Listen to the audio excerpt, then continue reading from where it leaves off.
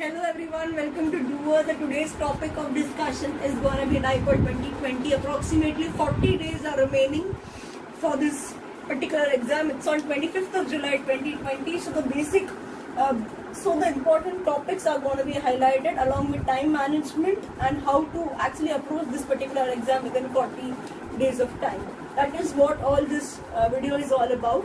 Fine. First topic or first chapter, major chapter. This is major subject of importance is pharmacology. It is a major subject. Approximately 25% of the questions appear from this particular section, directly or indirectly. First topic or first chapter rather is central nervous system. It is of great importance. Maximum question appear from this particular part, especially the receptor and the pathophysiology of various disorders. For example, Parkinson's disease, it's characterized by Lewy bodies. Alzheimer's disease by tau protein. So these things has to be the beta amyloid part of the Alzheimer's disease. So questions do appear, has appeared from the previous year question papers. The second topic of importance is pharmacology of autonomic nervous system, the classification, mechanism of action, basic pathophysiology, pharmacokinetics and specific adverse effects of each and every class is of great importance. Various syndromes do appear from autonomic nervous system. It is of great importance, very conceptual. So conceptual part has to be clear, crystal clear, so as to master this particular part. The next topic is general pharmacology. Again, the most crucial part of pharmacology, without which it is very difficult to understand other chapters related to pharmacology. Receptors are of great importance. G protein coupled receptors, ligand-mediated protein receptors, tyrosine kinase receptors, which is the fastest receptor, which is the most time consuming receptors. This receptors is classified under which receptor. All receptors are to be done in great importance. Questions have appeared from this particular part. Next topic is cardiovascular system. Hypertension is the most important topic, followed by arrhythmia. Classification part is most important as far as cardiovascular system is concerned. Questions are conceptual also. The anatomy and physiology of this part has to be dealt in great detail. Next topic of great importance is chemotherapy. Father of chemotherapy, please मेरे को comment section में बताइए who is regarded as father of chemotherapy. That is your homework. Fine. So father of chemotherapy has to be known to you and cancer day has to be known to you. ये भी आप मुझे comment section में बताएंगे पता लगा के कि when is the cancer day, international cancer day, and who is the father of chemotherapy. Fine. At chemotherapy, the topic has to be dealt in great detail. All the classifications, side effects, protein synthesis inhibitors, cell wall inhibitors, cell membrane inhibitors, and various specific side effects have to be done in great importance. The kinetics part is not that important, but specific adverse effects and the mechanism of action is of prime importance so as to tackle chemotherapy part. Maximum questions appear in chemotherapy part, especially the cancer part, and cancer may the viruses which are involved in causing cancer, it is also of great importance. Fine. Other chapters which are related to pharmacology, इसमें सबसे ज़्यादा important एक और chapter है, that is contraceptives. Oral contraceptives are of great importance. इससे maximum questions आते हैं. Mini pill, I pill, उनका combination क्या है, क्या नहीं है. That has to be done in great detail. Fine. So there are other chapters like endocrine system, then we have blood, then we have respiratory system, the diuretics, GIT. Those are relatively less important as compared to this particular part. Another chapter of great importance is pharmaceutics. Again, 20 to 25% questions appear from pharmaceutics every year. Pharmaceutics, there are various aspects of pharmaceutics. I have missed out on pharmacy.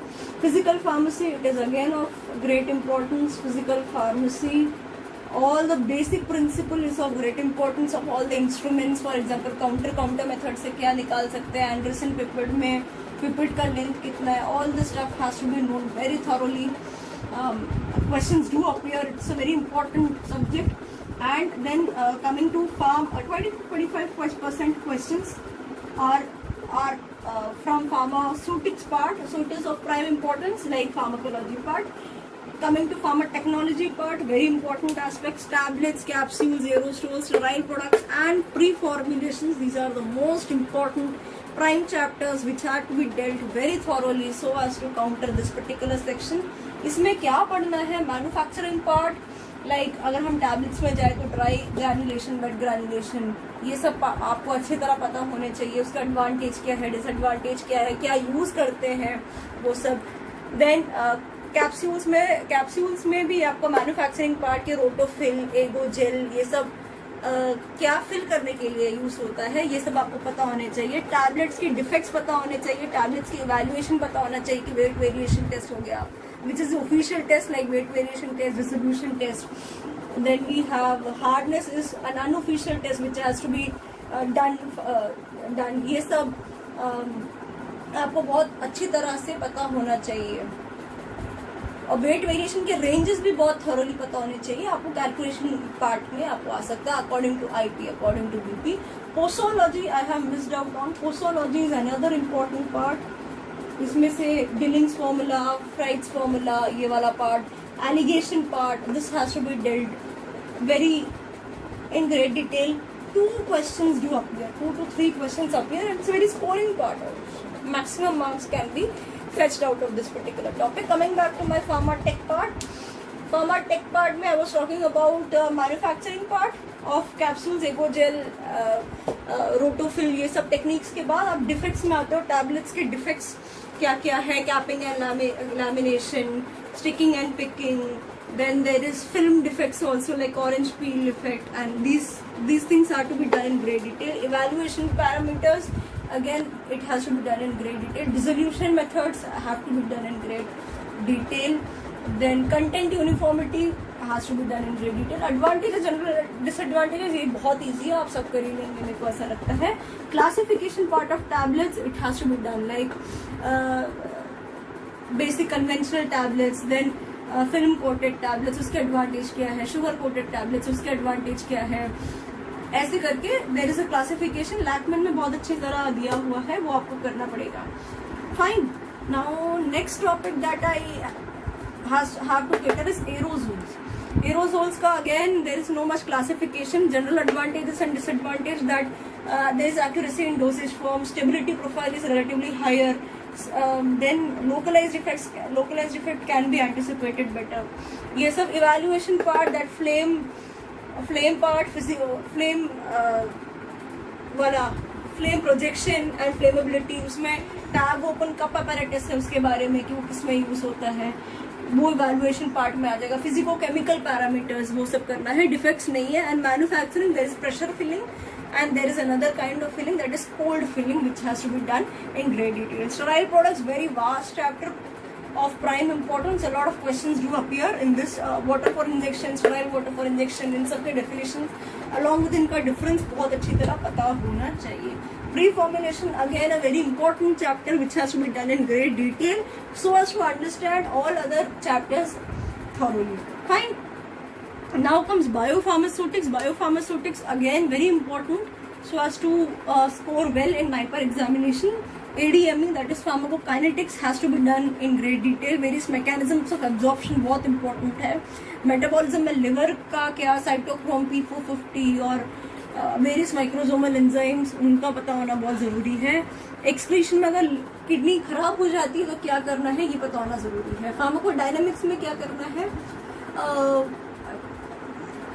Pharmacodynamics में it is the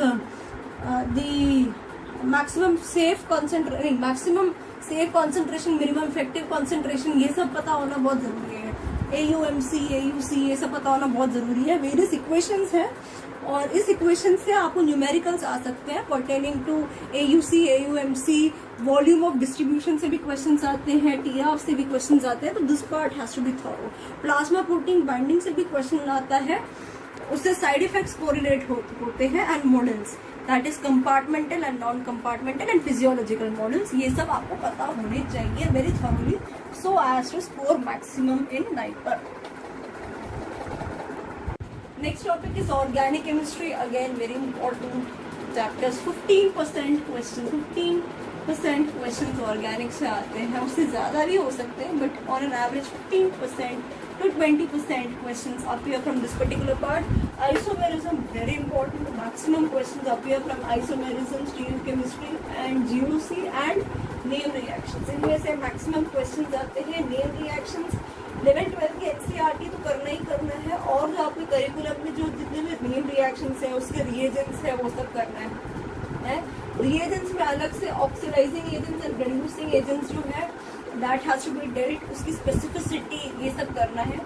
stereo chemistry में stereospecific कौन से reactions है, stereo selective कौन से reactions है, regio selective कौन से है, रीजियो स्पेसिफिक कौन से, वो सब आपको पता होना चाहिए. आरएनए सिस्टम, सिस्ट्रान सिस्टम, ये सब आपको पता होना चाहिए. जनरल ऑर्गेनिक केमिस्ट्री में maximum questions appear from isomerism, stereo chemistry and GOC and name reactions. इनमें से मैक्सिमम क्वेश्चंस आते हैं. नेम रिएक्शंस 11-12 के NCERT तो करना ही करना है, और जो आपके करिकुलम में जो जितने भी नेम रिएक्शंस है उसके रिएजेंट्स है वो सब करना है. रिएजेंट्स में अलग से oxidising agents and reducing agents जो है that has to be dealt, उसकी स्पेसिफिसिटी ये सब करना है. स्टीरियो केमिस्ट्री में स्टीरियो स्पेसिफिक कौन से रिएक्शंस है, स्टीरियो सेलेक्टिव कौन से रिएक्शंस है, रीजियो सेलेक्टिव कौन से है, रीजियो स्पेसिफिक कौन से, वो सब आपको पता होना चाहिए. आरएनए सिस्टम, सिस्ट्रान सिस्टम, ये सब आपको पता होना चाहिए. जनरल ऑर्गेनिक केमिस्ट्री में इंडक्टिव इफेक्ट, हाइपर कॉन्जुगेशन, ये सब पार्ट आपको पता होना चाहिए in great detail so as to tackle this particular part. Aromaticity में आपको पता है हकिल्स रूल है. हकिल्स रूल है, इसमें से एक क्वेश्चन आ सकता है कि कौन सा एरोमेटिक है, कौन सा नॉन एरोमेटिक है. 1 question will appear and nomenclature में से भी 1 क्वेश्चन और 2 क्वेश्चंस में appear max to max. So this is scoring part and this is to be done in great detail so as to tackle organic chemistry. Maximum practice of MCQs is required in organic chemistry so as to master this particular aspect of chemistry. Now comes medicinal chemistry. इतने ज़्यादा questions नहीं आते medicinal chemistry में जितने आपके G part में आते हैं, पर फिर भी on an average 10 questions कह सकते हैं. 10 questions predicted है इस बार की NIPAL examination. Nomenclature part has to be done in great detail, और इन तीनों की तो करना ही करना है. स्टेरॉइड सबको करना है. कीमोथेरेपी में रिंग पता होनी बहुत जरूरी है, और CNS में भी आपको पता होना बहुत जरूरी है. CNS में एपिलेप्सी आप पिछले वीडियो में मेरे देख सकते हैं. मैंने थोड़ा बहुत नॉमेनक्लेचर अच्छे से एक्सप्लेन करने की कोशिश की. स्ट्रक्चर आपको पता होना बहुत जरूरी है. क्लासिफिकेशन ऑफ कोलॉजी से भी आप लिंक करके कर सकते हैं. एंड स्ट्रक्चरल एक्टिविटी रिलेशन आपको AMS का स्पेशली कोलिनर्जिक्स का पता होना बहुत ज्यादा जरूरी है. So this is all about medicinal chemistry. Structure has to be done in great detail along with the ring. Ring का नाम पता होना बहुत ज्यादा जरूरी है. Next topic is pharm analysis, major topic. Again 20 to 25% questions, that is लगभग 30 questions तो पक्का मान के चलिए कि आने वाला है. Spectroscopy, it is the most important chapter. UV, NMR, mass, IR, इस सब के डिटेक्टर्स, इन सब के इंस्ट्रूमेंटेशन, इन सब का बेसिक प्रिंसिपल, इन सब का application has to be done in great detail so as to score maximum marks out of spectroscopy. Questions appear in abundance in spectroscopy. Next topic of great importance is chromatography. कौन सा partition है, कौन सा absorption है, ये पता होना बहुत जरूरी है. तो आप मुझे कमेंट सेक्शन में बताइए कि पेपर क्रोमेटोग्राफी पार्टीशन है कि एब्जॉर्प्शन है. किसको आप पार्टीशन कहेंगे, किसको आप एब्जॉर्प्शन कहेंगे, ये आप मुझे कमेंट सेक्शन पे बताइए कि पेपर क्रोमेटोग्राफी इज पार्टीशनिंग और absorption. Titration 10% to 20% questions analysis part से टाइट्रेशन से पूछा जाता है. बहुत सिंपल है, बहुत जल्दी आप पढ़ सकते हैं 1-2 दिन में. You just need to flip your notes pertaining to which are the various indicators जो यूज होते हैं वेरियस टाइट्रेशन में. बेसिक प्रिंसिपल क्या है, कौन कौन से ड्रग्स की ऐसे किस किस टाइट्रीमेट्री मेथड से परफॉर्म करते हैं, ये सब आपको पता होना जरूरी है. And point, equivalence point, basic definitions are to be covered in this particular topic. Next chapter is pharmacognosy. मैं तो कहती हूँ फार्माकोग्नोसी को आप बायोकेमिस्ट्री के साथ लिंक करके पढ़ेंगे तो ज्यादा बेटर रहेगा. Glycosides, alkaloids, volatile oils and lipids are main chapters which are of great importance. Classification part करना है. Then we have to do the biological source आपको करना है. केमिकल कॉन्स्टिट्यूएंट्स आपको करना है. यूजेस आपको करना है. एंड किसी ड्रग्स के साइड इफेक्ट्स भी आपको करना है जो फार्माकोलॉजी में अपीयर होते हैं. This is the part which have to be done. Chemical constituents में स्ट्रक्चर भी आपको करना एट टाइम्स कंपलसरी हो जाता है किसी किसी ड्रग्स के. एटलीस्ट रिंग पता होना कंपलसरी है. बायोकेमिस्ट्री में सारे साइकिल्स लाइक रब साइकिल, ईएमपी, ट्राइकार्बोक्सिलिक एसिड, ये सब पता होना. साइकिल्स बहुत, बीटा ऑक्सीडेशन, ये सब पता, साइकिल सारे पता होना. एचएमपी शंट, ये सब पता होना. It is very important. Disorders are to be done in great detail. Every time 2 questions or 3 questions appear in disorder part.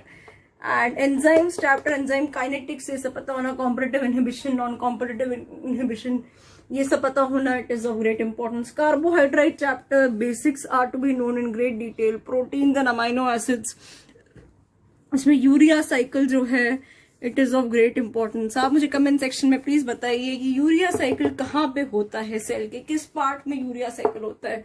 Please do let me know. Lipids में beta oxidation is again of great importance. These are the topics which are to be done in great detail in biochemistry. सबसे important minor topic जो है that is biochemistry and microbiology which is to be done.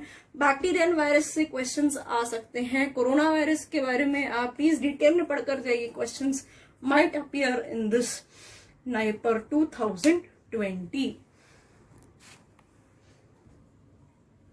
Now let's talk about the tips and tricks which may help you to qualify NIPER 2020 with a better rank. So tips and tricks में सबसे पहला tip ये है कि before you go to study a topic,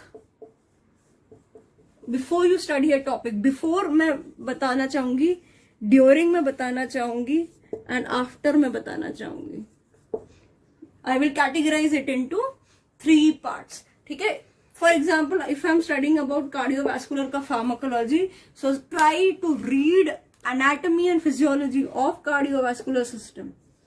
एपीएचई पढ़ेंगे before studying pharmacology. Fine. इससे क्या होगा, आपका एपीएचई पार्ट तो प्रिपेयर होगा ही होगा. Plus, you will have a better understanding of chemistry and pharmacology of cardiovascular system. So, firstly, you have to study anatomy, physiology. Then you have to study what are the important topics जहां से question आया है. Classification ज्यादा पूछा जा रहा है इसमें से, कि मैकेनिज्म ऑफ एक्शन पूछा जा रहा है इसमें से, या दोनों ही पूछे जा रहे हैं. साइड इफेक्ट स्पेसिफिक किस किस ड्रग्स के पता होना चाहिए. ये सब आपको बहुत ध्यान से पता होने चाहिए. ठीक है. Now during your study you need to write down important points in a notebook. Notes बनाने का टाइम नहीं है, तो आप जहां से भी प्रिपेयर कर रहे हैं, वेदर आप नोट्स से प्रिपेयर कर रहे हैं या it is your text book which you are referring, you have to make important notes. अब notes should not be in complete lines. It has to be like if this is your notebook, for example if you are dealing with haloperidol, तो छोटा सा यहाँ पे structure बनाया. It is a ब्यूटायरोफिनॉन्स की category में है.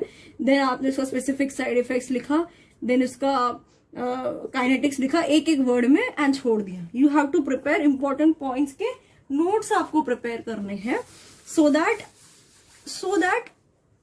आपको रिविजन का टाइम हेल्प मिल जाए. Making points will really help you not only in recollecting but also in revising the topics. Fine.